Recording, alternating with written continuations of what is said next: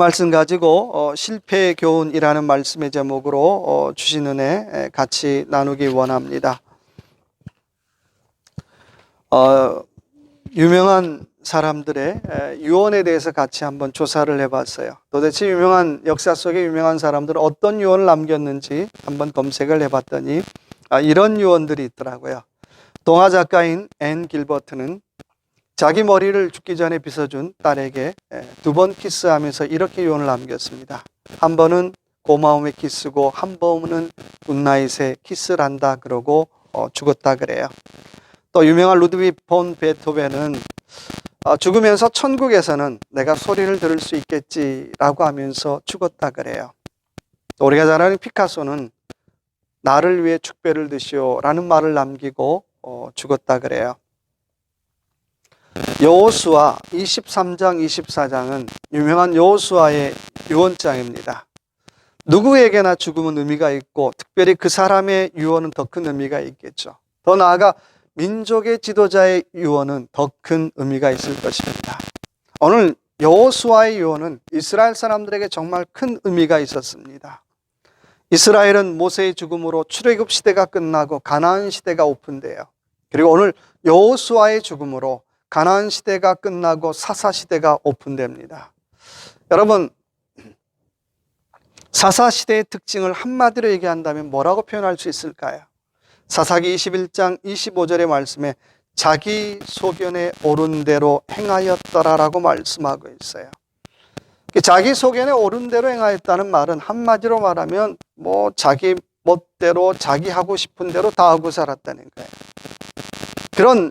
이런 사사 시대를 앞에 두고 여호수아는 간곡하게 마지막 생을 떠나면서 3가지 유언을 남깁니다. 첫 번째 유언은 하나님만 섬기기로 결단하라는 거예요.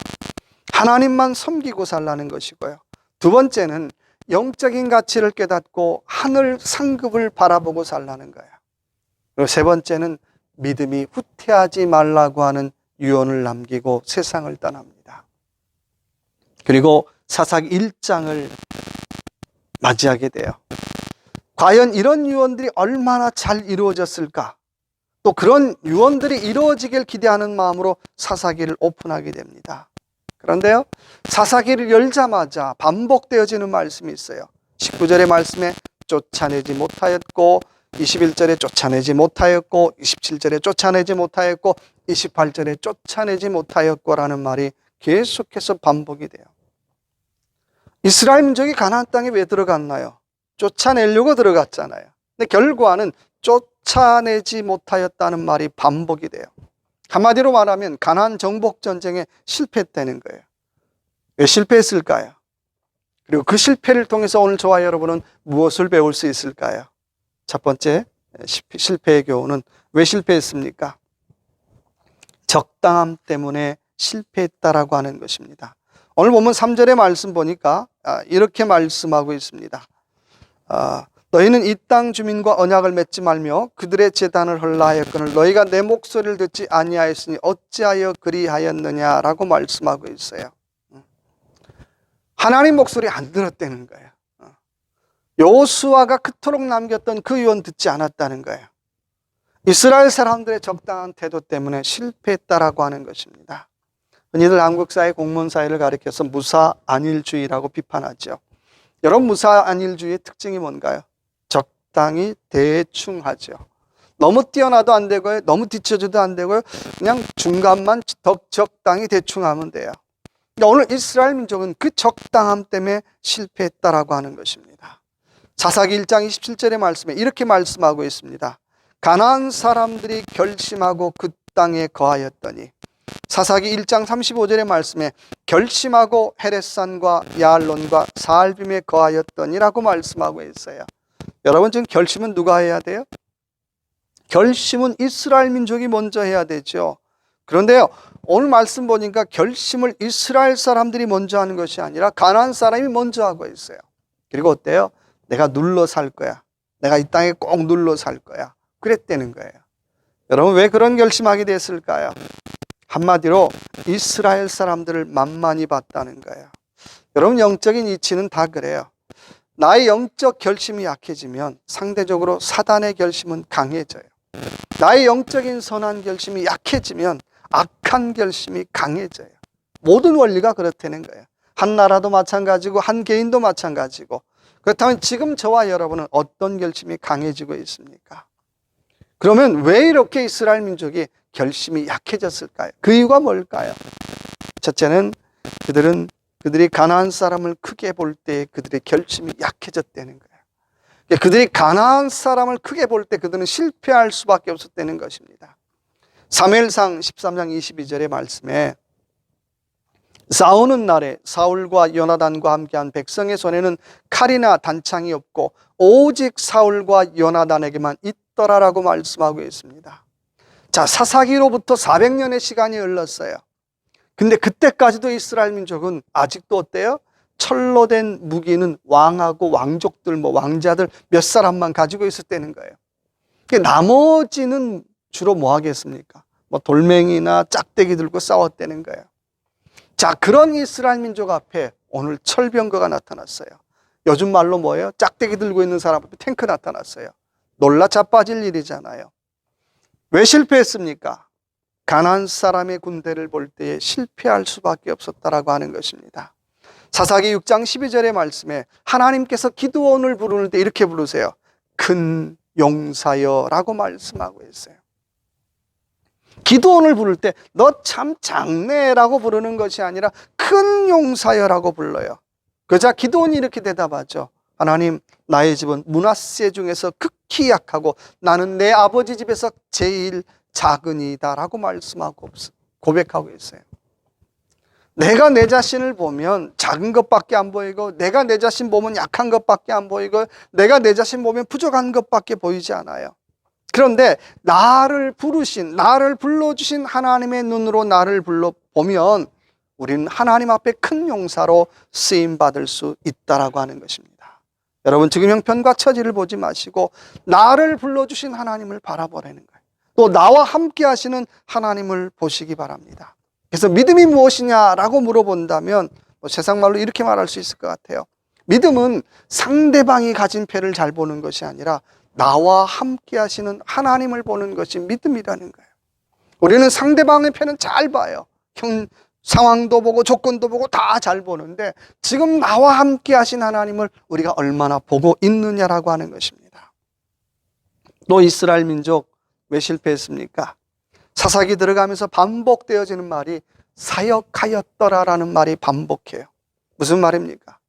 이스라엘 사람들은 가나안 사람들이 힘이 세니까 적당히 합의해서 이스라엘을 위해서 일시키는 사람으로 부려먹였다는 거예요. 좋잖아요. 우리 속담에 누이 좋고 매부 좋고 꼭 먹고 알 먹고 굉장히 합리적인 것 같아요. 싸우지도 않고 그래 대신 너희가 일해 그럼 용서해 줄게 그런 거예요.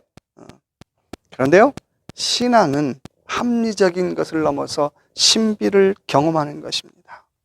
합리적인 것을 넘어서 하나님의 역사를 경험하는 것이 신앙이라고 하는 것입니다.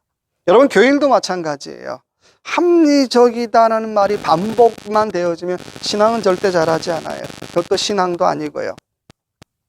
물론 교회가 합리적이지 않은 것도 문제이긴 하지만 교회는 합리적인 것을 경험하는 장소가 아니라 하나님의 신비를 경험하는 장소, 하나님의 은혜를 경험하는 장소가 교회인 줄로 믿습니다. 근데 교회에 와서 은혜를 경험하지 못하니까 자꾸 합리적인 것 따져요. 이치에 맞는 것 따져요. 그게 잘못되었다는 게 아니라 나는 과연 교회에서 하나님의 은혜를 경험하고 있는가라고 하는 질문 해보시면 좋을 것 같아요. 신앙은 내가 하나님의 은혜를 경험할 때 신앙은 성장해요. 하나님의 신비를 경험할 때 내 신앙은 성장하더라고 하는 것입니다. 그래서 저와 여러분의 신앙생활 적당함이 아닌 감동을 맛보고 살아가는 저와 여러분의 삶이 되시길 주님의 이름으로 축원합니다. 두 번째, 왜 실패했나요? 두 번째 실패 원인이 있다면 7절의 말씀 보니까 이렇게 말씀하고 있습니다. 백성이 여호수아가 사는 날 동안과 여호수아 뒤에 생존한 장로들과 곧 여호와께서 이스라엘을 위하여 행하신 모든 큰일 본 자들이 사는 날 동안에 여호와를 섬겼더라. 두 번째, 왜 실패했습니까? 다음 세대의 믿음을 대물림해 주지 못했기 때문에 이스라엘 민족은 실패했습니다. 오늘 7절에 반복되어지는 말씀이 여호수아가 사는 날 동안 여호수아 뒤로 생존한 장로들 모든 큰 일을 보는 자들이 사는 날 동안에 여호수아를 섬겼다라고 말씀하고 있어요. 여러분, 이스라엘 입장에서 여호수아 시대를 산다는 것 얼마나 큰 축복일까요?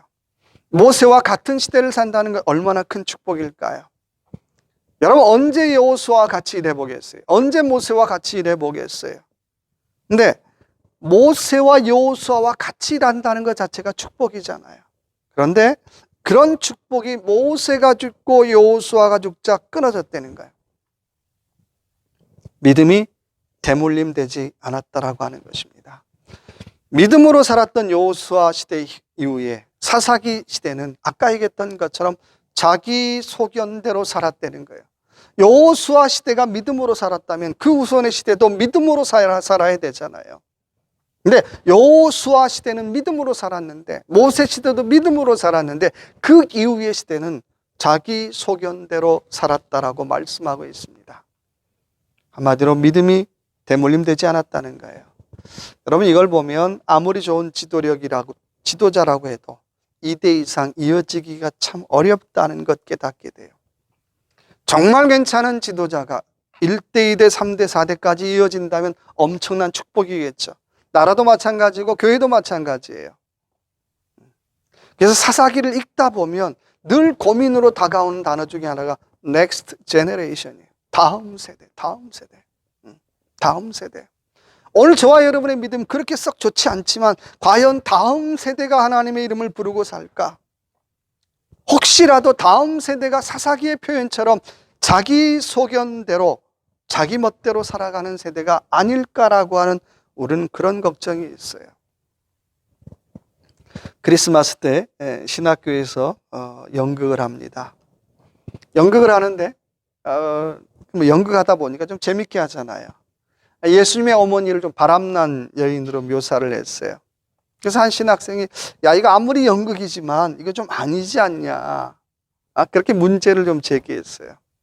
그래서 대부분의 신학생들이 하는 말이 괜찮아, 재밌잖아, 재밌잖아, 재밌잖아. 여러분, 이 시대의 특징이 있다면 뭐가 옳고 그른지 별로 관심 없어요. 재밌으면 돼요. 재밌으면, 재밌잖아. 뭐 교회 왔을 때 재밌으면 돼요. 물론 저도 재밌는 거 좋아해요.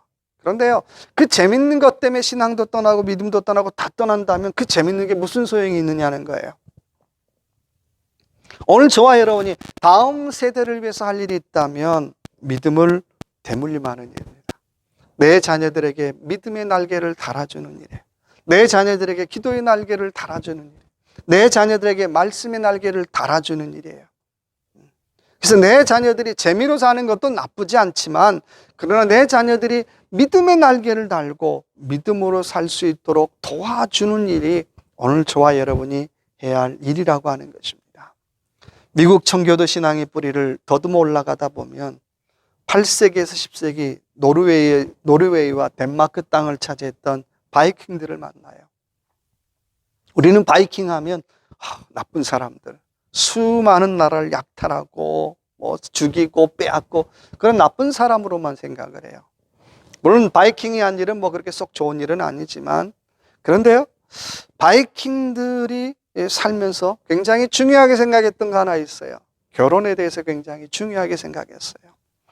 비록 자신들은 해적질을 하며 살았지만 자기 자녀들만큼은 해적질을 안 하고 살기를 원했다는 거예요. 그래서 신부감만큼은 예수 믿는 사람, 신부감만큼은 신앙이 있는 사람, 신부감만큼은 기도하는 사람, 그리고 어떻게 해요? 그들과 결혼해서 낳은 자녀들이 오늘의 신사의 나라인 영국을 세운 것입니다. 우리 TV 프로그램 중에 지금은 안 하지만 우리 아이가 달라졌어요 라고 하는 프로가 있지요. 그 프로그램의 한 가지 공통적인 특징이 있어요. 우리 아이가 달라졌어요 라고 하기 전에, 꼭 달라지기 전에 뭐가 달라져요?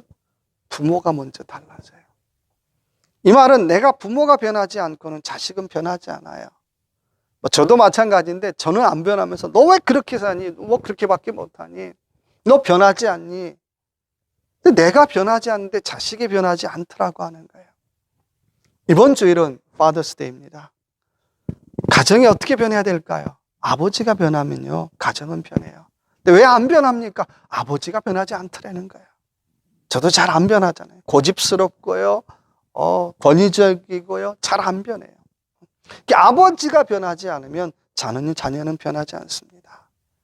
이번 파더스데이를 맞이하면서 특별히 많은 아버님들은 우리 사랑하는 자녀들에게 믿음을 대물림할 수 있는, 그래서 정말 자녀들에게 기도의 날개를 달고 말씀의 날개를 달고 또 찬양의 날개를 달아주는 그런 저와 여러분의 삶이 되시기 바랍니다. 세 번째, 왜 실패했습니까? 오늘 10절의 말씀 보니까 그 세대의 사람도 다 그 조상들에게 돌아갔고 그 후에 일어난 다른 세대는 여호와를 알지 못하며 여호와께서 이스라엘을 위하여 행하신 일도 알지 못하였더라. 왜 실패했습니까? 세 번째 실패 원인이 있다면 하나님을 경험하지 않으면 실패합니다. 오늘 반복되어지는 말씀이 여호와를 알지 못하며 라고 말씀하고 있어요. 이스라엘의 실패는 하나님 알지 못할 때 실패예요. 오늘 저와 여러분의 실패도 마찬가지죠. 환경도 조사하고 공부도 하고 다 준비했어요. 근데 하나님 알지 못하면 실패하더라고 하는 것입니다. 교회 일도 마찬가지고 사업도 마찬가지고 직장도 마찬가지고 국가도 마찬가지예요. 내가 아무리 준비를 해도 내가 하나님을 알고 있는가라고 하는 질문 해보시면 좋을 것 같아요. 안다는 말은 히브리 말로 야다지요. 이 말은 함부로 쓰는 말이 아니라 부부간에 사용하는 말이에요. 내가 아내를 압니다. 아내가 남편을 압니다 라고 할 때 야다라는 말을 써요. 근데 오늘 하나님께서 하나님을 안다는 표현을, 이 표현을 쓰고 있는 거예요.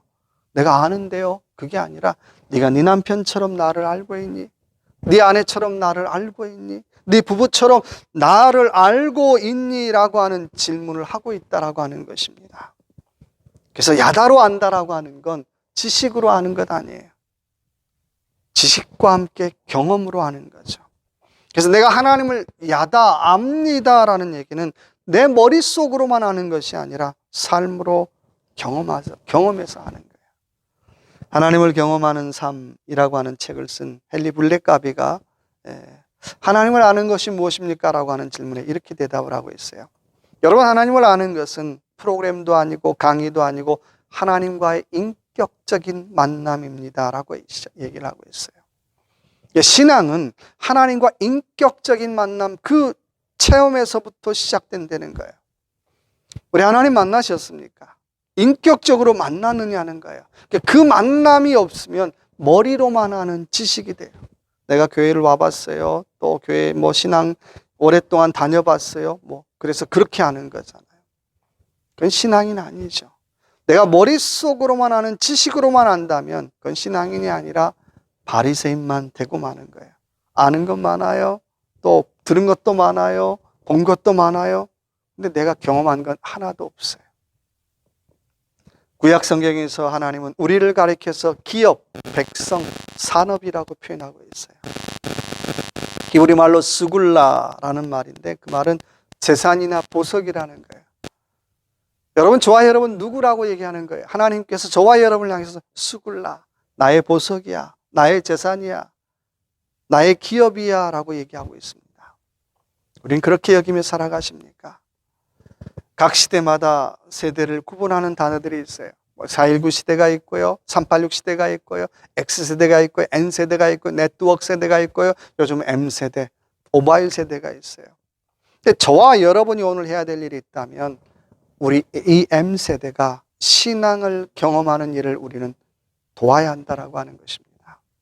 저도 참 그럴 때 많아요. 말로만 기도해라. 근데 정말 기도하는가요?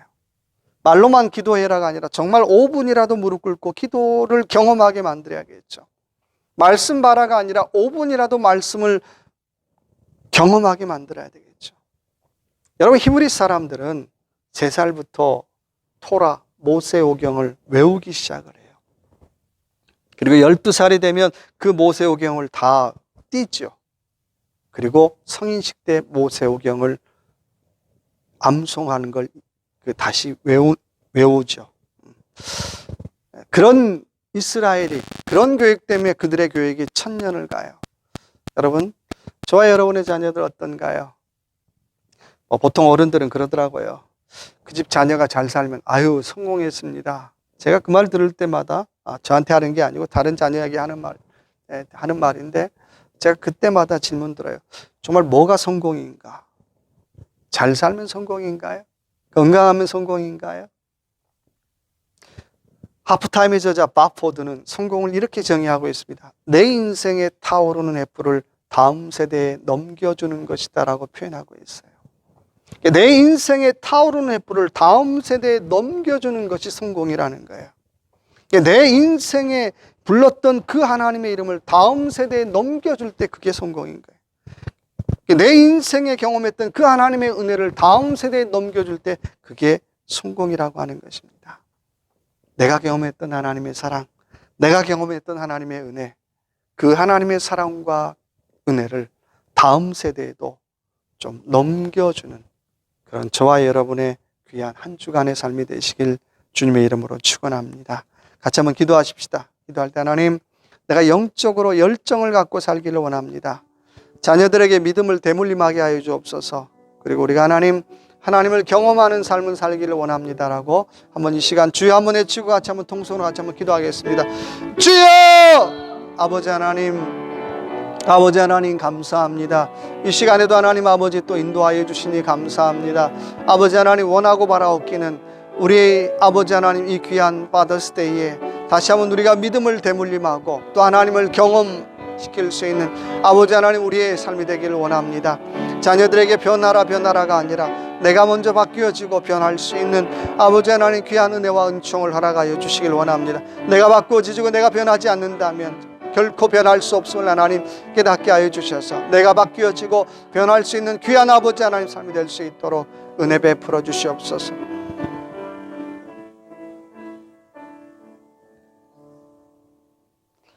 주신 하나님 아버지 감사합니다. 파더스데이에 하나님 아버지의 사랑을 또 다시 한번 생각하게 하시니 감사합니다. 이 땅의 아버지로서 원하고 바라옵기는 다음 세대에 믿음을 대물림할 수 있는 귀한 좋은 아버지들 되기를 원합니다.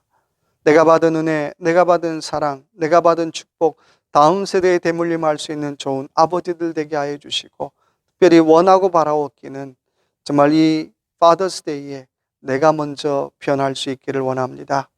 우리는 수없이 많은 자녀들에게 왜 안 바뀌고 왜 안 변하느냐라고 물어볼 때가 많은데, 그 이유는 내가 변하지 않기 때문임을 깨닫고 아버지인 나부터 아버지 하나님 먼저 변하게 하여 주셔서 나은 사람의 변화로 또 가정이, 나은 사람의 변화로 교회가, 나은 사람의 변화로 직장이, 또 이 사회가 변화되어지는 귀한 역사가 있게 하여 주시옵소서.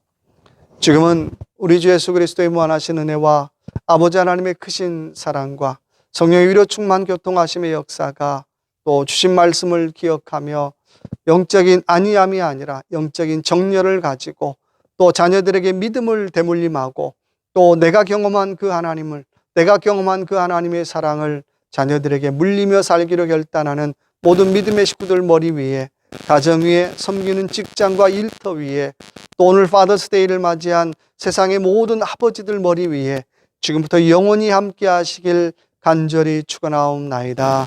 아멘.